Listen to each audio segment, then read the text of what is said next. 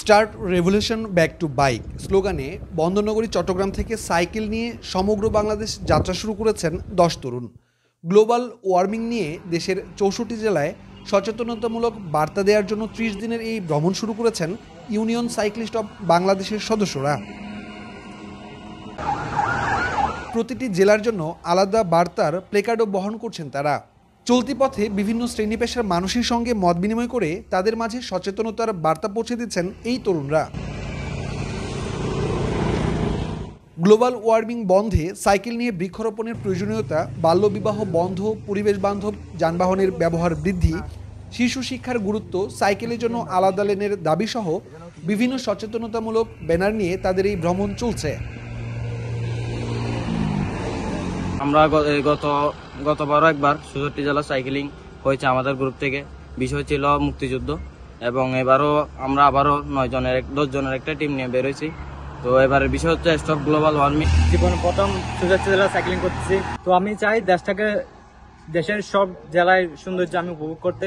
তো আমি চাই বাংলাদেশের সাইকেলকে আরো এগিয়ে নিয়ে যেতে, যাতে দেশকে রিপ্রেজেন্ট করতে পারি, সামনে আরো এগিয়ে যেতে পারি। এবং প্রত্যেক সাইকেলিস্টকে আমি আহ্বান করবো যে বাংলাদেশ 64 জেলা ভ্রমণ করার জন্য। আগে নিজের দেশকে রিপ্রেজেন্ট করবো, পরে আমরা বাইরের দেশে ট্রাভেল করবো। তৃতীয়বারের মতো বাংলাদেশের 64 জেলা সাইকেলে ভ্রমণ করছি ইউনিয়ন সাইকেলিস্ট অব বাংলাদেশের সাথে।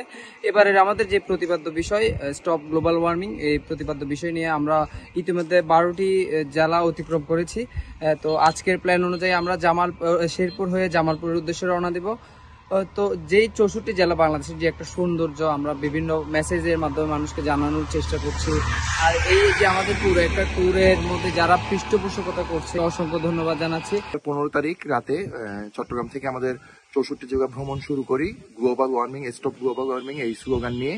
এবং প্রথমে আমরা 3 পার্বত্য শেষ করি। প্রথম বান্দরবান, তারপর রাঙামাটি, তারপর খাগড়াছড়ি হয়ে আমরা ফেনী আসি।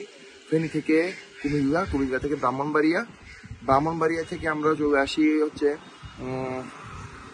সিলেট বিভাগে হবিগঞ্জ থেকে মৌলভীবাজার থেকে সিলেট থেকে সুনামগঞ্জ থেকে নেত্রকোনা থেকে আজকে আমরা যাচ্ছি শেরপুর। প্রত্যেক জায়গায় একটা করে গাছ লাগাচ্ছি, মানুষকে উদ্বুদ্ধ করছি গ্লোবাল ওয়ার্মিং এর বিরুদ্ধে। যে এই জায়গাটা হাওর অঞ্চলটা বিশেষ করে যে বন্যার জন্য খুবই ক্ষতিগ্রস্ত হয়, আর নাব্যতা কমে গেছে পলিথিনের জন্য, প্লাস্টিকের জন্য। আমরা চাই যে সবাই গাছ লাগাক, পরিবেশের জন্য কাজ করুক। 10ম দিনে 17 জেলা ভ্রমণ শেষ করেছে তরুণদের এই দল। 30 দিনে পুরো দেশে সাইক্লিং করে ফিলিস্তিনের উদ্দেশ্যে উৎসর্গ করার কথা জানিয়েছেন union cyclist of Bangladesh. Imran Hasan Rabbi, channel 24, Sherpur.